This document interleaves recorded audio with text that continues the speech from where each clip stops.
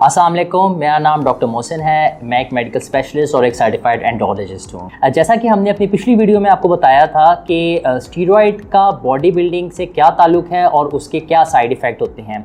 अगर आपने वो वीडियो नहीं देखी तो आप वीडियो देख सकते हैं, लिंक आपको ऊपर स्क्रीन पर नज़र आ रहा है।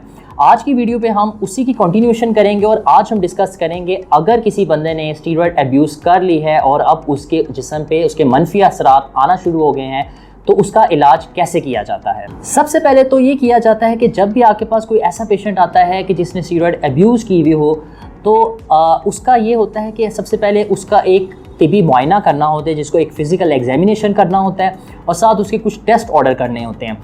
जो फिज़िकल एग्जामिनेशन है उसमें बेसिकली ये देखना होता है कि उसकी बॉडी पे स्टीरॉयड के कितने असरात आए हैं, जिसमें ख़ास तौर पे ये देखना होता है कि क्या उसको एक्ने तो नहीं डेवलप हो गई, उसके बाल जो है मेल पैटर्न बाल्डनेस तो नहीं आ गई, उसको जो एक बड़ा स्पेसिफिक पैटर्न होता है स्टीरॉयड अब्यूज़ के अंदर मेल पैटर्न बाल्डनेस कहते हैं उसको, गंजापन आना शुरू हो जाता है लोगों के अंदर। इसके अलावा ये देखना है कि क्या उसके टेस्टिस, उसकी गोलियों का साइज़ तो नहीं मुतासिर हुआ, वो तो नहीं छोटी हो गई। इसके साथ साथ ये देखा जाता है कि कहीं उसको गायनेकोमेस्टिया या मेल ब्रेस्ट बनना तो नहीं शुरू हो गए। ये सारे एग्जामिनेशन करने के बाद कुछ बेसलाइन टेस्ट हैं वो ऑर्डर किए जाते हैं ताकि आप ये पता चले कि आपका हार्मोनल बैलेंस या हार्मोनल प्रोफाइल कैसी चल रही है। उसमें जो कॉमनली टेस्ट ऑर्डर किए जाते हैं वो होते हैं ल्यूटिनाइजिंग हार्मोन का टेस्ट, फॉलिकल स्टिमुलेटिंग हार्मोन का टेस्ट, प्रोलैक्टिन लेवल का टेस्ट, टेस्टोस्टेरोन का टेस्ट, इसके अलावा सीबीसी का टेस्ट किया जाता है और साथ लिपिड प्रोफाइल वगैरह। ये कुछ बेसिक टेस्ट हैं जो एक बेसिक इनिशियल असेसमेंट में आता है जब भी ऐसा पेशेंट आपके पास है जिसने स्टीरॉयड अब्यूज़ की हुई हो। अब हम बात कर लेते हैं कि क्या ऐसी अलामात, क्या ऐसे सिम्टम्स हैं जिसके साथ ये पेशेंट स्टीरॉयड अब्यूज़ के बाद अक्सर प्रेजेंट करते हैं। उसमें जो कॉमन अलामात हैं उसके अंदर है सीवियर लेथार्जी, कमज़ोरी बहुत ज़्यादा होती है इन लोगों को। इसके साथ साथ चेहरे पे एक्नी, दाने बनना शुरू हो जाते हैं। इसके साथ साथ ये शिकायत करते हैं कि इनकी फर्टिलिटी मुतासिर हो रही है, इनको बाप बनने में प्रॉब्लम फेस करनी पड़ रही है या इनको सेक्सुअल इंटरकोर्स करने में प्रॉब्लम हो रही है, इनको इरेक्टाइल डिस्फंक्शन हो रहा है, यानी कि तनाव का मसला आना शुरू हो गया नफ्स के अंदर। इसके साथ साथ ये मर्दाना ब्रेस्ट के साथ भी प्रेजेंट करते हैं ये पेशेंट्स अक्सर। कभी कभी एग्रेसिव बिहेवियर के साथ भी ये लोग प्रेजेंट करते हैं। अब हम बात करते हैं कि अगर कोई पेशेंट आपके पास स्टीरॉयड अब्यूज़ के साथ आ गया तो उसकी ट्रीटमेंट क्या है। सबसे पहले तो इसमें परेशान होने वाली कोई बात नहीं है, इसका इलाज मौजूद है और बहुत बेहतर तरीके से इलाज किया जा सकता है इसका। सबसे पहला इलाज तो ये होता है कि पेशेंट का जो भी एनाबॉलिक स्टीरॉयड की अब्यूज़ वो कर रहा है वो अब्यूज़ को बंद किया जाए। और ये अमूमी तौर पे देखा गया है कि जब आप अब्यूज़ को बंद करते हैं या एक्सोजिनस स्टीरॉयड को बाहर से स्टीरॉयड लेना बंद करते हैं तो 4-6 महीनों के अंदर खुद ब खुद आपके बहुत सारे मसले जो हैं वो सेल्फ रेजोल्यूशन की तरफ चले जाते हैं, खुद ब खुद ठीक होना शुरू हो जाते हैं। लेकिन उसके बावजूद कुछ ऐसे मसाइल होते हैं जो कि ठीक नहीं हो रहे और हम वन बाय वन करके आपको बताएंगे कि उन मसले मसाइल का क्या हल है। सबसे पहला मसला जो कि अक्सर ठीक नहीं हो रहा होता वो होता है लेथार्जी का मसला, कमज़ोरी का मसला। ये पेशेंट बहुत ज़्यादा सीवियर लेथार्जी, बहुत ज़्यादा कमज़ोरी के साथ प्रेजेंट करते हैं। कमज़ोरी की मेन वजह ये होती है कि बाहर से टेस्टोस्टेरोन या बाहर से एनाबॉलिक स्टीरॉयड्स ले रहे होते हैं। तो वो स्टीरॉयड्स क्या करते हैं कि जो आपके जो एंडोजिनस स्टीरॉयड्स यानी कि आपके जिस्म में जो टेस्टोस्टेरोन बन रहा है उसकी मिकदार को बहुत कम कर देते हैं। और जब बाहर से भी स्टीरॉयड लेना छोड़ देते हैं तो अंदर का स्टीरॉयड भी नहीं बन रहा होता, तो अंदर का टेस्टोस्टेरोन ना बनने की वजह से बहुत ज़्यादा कमज़ोरी होना शुरू होती है। क्योंकि टेस्टोस्टेरोन का एक ये भी फंक्शन है कि ये आपके अंदर वाइगर, आपके अंदर एनर्जी लेके आता है। तो जब टेस्टोस्टेरोन नहीं होगा तो वो एनर्जी सारी ख़त्म हो जाएगी और पेशेंट बहुत लेथार्जी के साथ आएगा। तो इसके लिए क्या अमूमी तौर पे किया जाता है, इसके लिए तो अमूमी तौर पे ये किया जाता है कि पेशेंट को शुरू में 4 हफ्तों के लिए टेस्टोस्टेरोन के इंजेक्शंस लगाए जाते हैं कंट्रोल्ड अमाउंट के अंदर। साथ कुछ अद्वियात हैं जिसको क्लोमिफेन कहते हैं, वो शुरू करवाई जाती है। 4 हफ्ते ये ऑब्जर्व करते हैं और 4 हफ्ते के बाद फिर टेस्टोस्टेरोन का लेवल कराया जाता है और देखा जाता है कि पेशेंट के सिम्टम्स कितने इंप्रूव हो रहे हैं। अगर पेशेंट के सिम्टम 4 हफ्ते के बाद भी इंप्रूव ना हो रहे हो तो फिर उसको एक और दवाई पे डाला जाता है जिसको एससीजी कहा जाता है, वो इंजेक्शंस की फॉर्म में दी जाती हैं और साथ फिर दोबारा से क्लोमिफेन पे डाला जाता है।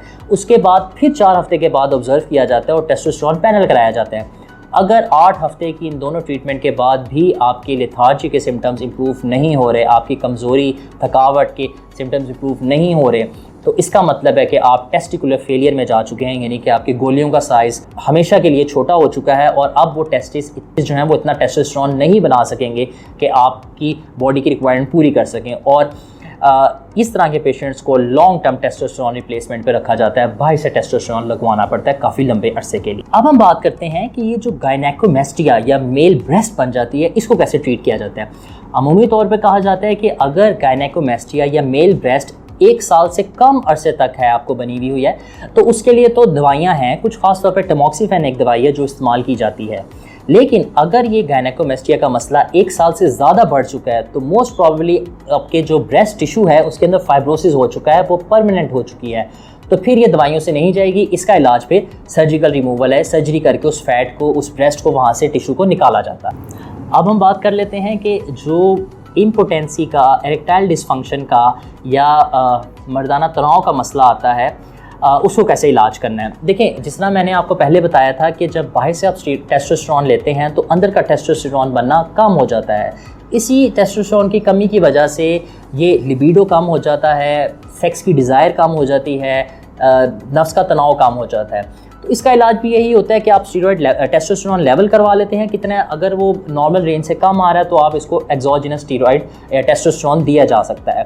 इसके साथ साथ आप कुछ ऐसी दवाइयाँ भी बनी हुई हैं जो आप जो तनाव है उसको बेहतर करने के लिए दी जा सकती हैं, जिसमें ये सिल्डेनाफिल, टेडेलाफिल, वर्डेनाफिल वगैरह ये दवाइयाँ ओरल दवाइयाँ हैं जो कि आप मुंह से ले सकते हैं। इन दवाइयों का इस्तेमाल किया जाता है। अब हम बात करते हैं कि जो इस एनाबॉलिक स्टीरॉयड अब्यूज़ से स्पर्म काउंट कम हो जाता है या जरासीम की कमी हो जाती है, जिसकी वजह से इन लोगों को अक्सर बाप बनने में मसला हो रहा होता है।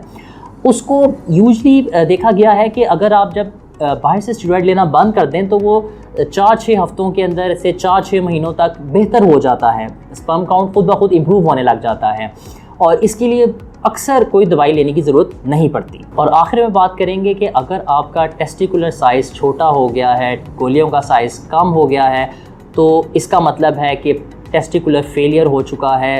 अब ये मोस्टली ये इरिवर्सिबल होता है और इसके लिए पेशेंट को लॉन्ग टर्म उनको बाहर से टेस्टोस्टेरोन के टीके लगवाने पड़ते हैं। क्योंकि जब टेस्टिस का साइज़ छोटा हो गया है तो वो फिर इरिवर्सिबल है, वो उधर से वापसी कोई नहीं है, टेस्टोस्टेरोन उससे नहीं बनाना आपके टेस्टिस ने, तो फिर आपको लंबे अरसे के लिए बाहर से टेस्टोस्टेरोन लगवाना पड़ेगा अपनी डेली रिक्वायरमेंट को पूरा करने के लिए। आज की वीडियो में बस इतना ही। उम्मीद है हमारी इस वीडियो से आपको कुछ ना कुछ फ़ायदा ज़रूर हुआ होगा। इसके अलावा अगर आपके कोई सवालात हैं इस टॉपिक से रिलेटेड या किसी और मेडिकल टॉपिक से रिलेटेड, तो आप हमें ईमेल कर सकते हैं या हमें आप व्हाट्सएप पर रब्ता कर सकते हैं। हम कोशिश करेंगे कि आपके सवालात को पढ़ें और बेहतर तरीके से आपको गाइड कर सकें। अपना ख्याल रखिएगा। शुक्रिया। अल्लाह हाफ़िज़।